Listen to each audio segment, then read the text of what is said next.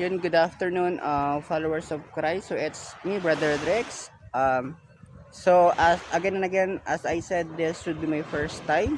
The first time ko lang talaga dito sa El Nido at yun, napaka blessed ako kasi nakarating po tayo ng ligtas dito. Then as I am declaring that maging mas marami pa tayong masyaran na mga tao and syempre, as you can see that this is the land where people, so yun, maraming mga tao dito na especially mga foreigners and we want to share the gospel there but because dahil nga sila ay may, alam mo yun, sila ay talagang may ibang paniniwala, then we cannot push them like what we are talking now.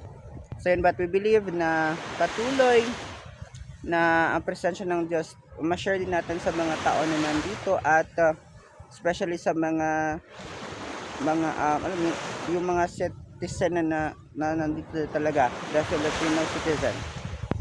So yun, napakaganda ng El Nido at talagang kamangha-mangha yung ginagawa ng Lord and this is the creation of God where cannot be comprehend, hindi natin lubos na maunawaan.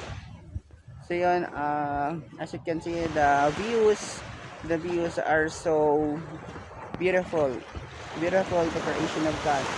So yun, isang mapagpalang hapon sa iyo at patuloy nating i-share si Jesus sa lugar na ito at syempre sa mga tao pa na makakatanggap ng kaligtasan. Hallelujah, hallelujah, God bless you, and shalom, shalom, hallelujah, thank you Jesus.